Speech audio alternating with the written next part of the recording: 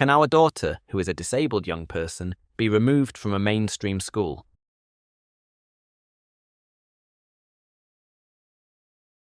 Our 14-year-old daughter, Billy, uses a powered wheelchair and ventilator for respiratory support. We live in rural Yorkshire and, along with her two siblings, she actively participates in her local secondary school and community activities.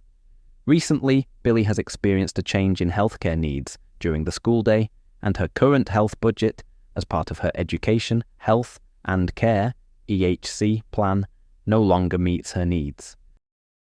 We approached our local council for an increase, but they refused, asserting that Billy's needs could be met more economically within a special school setting for children with complex medical needs. The council has stated the decision has immediate effect. Can you advise us on our rights to advocate for Billy to remain in her mainstream school, while concurrently challenging the council's refusal to increase the health budget?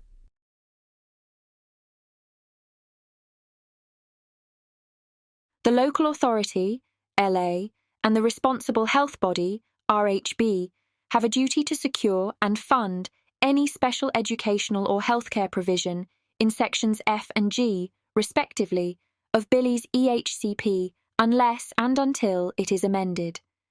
In addition, the school named in Section 1 has a legal duty to allow Billy to attend, and there are additional legal duties on schools to support pupils with medical conditions and make reasonable adjustments for disabled pupils.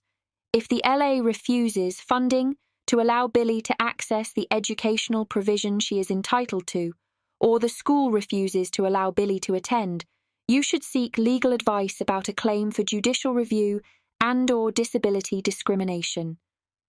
The EHCP trumps any statement by the LA that funding will be ceased or similar.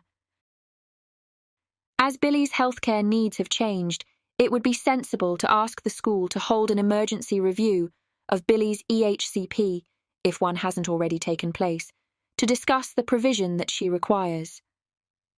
Following this meeting, the LA must issue a final EHCP within 12 weeks, giving you at least 15 days to comment on a draft.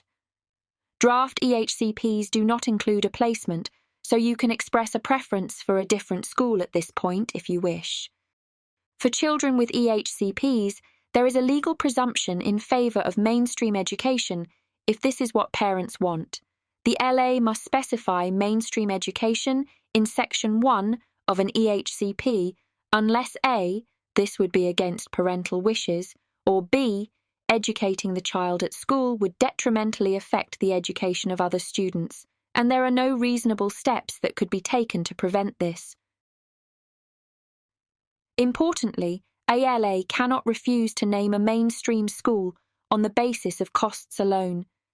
Billy's EHCP should set out her healthcare needs, which relate to her SN in Section C. If healthcare provision does not educate or train a child, but is reasonably required, it should be included in Section G. The RHB must agree if healthcare provision is to be included in Section G. However, if it does, it has a legal duty to secure or pay for it. If healthcare provision is needed to educate, train, it may be deemed to be special educational provision, which should be included in Section F.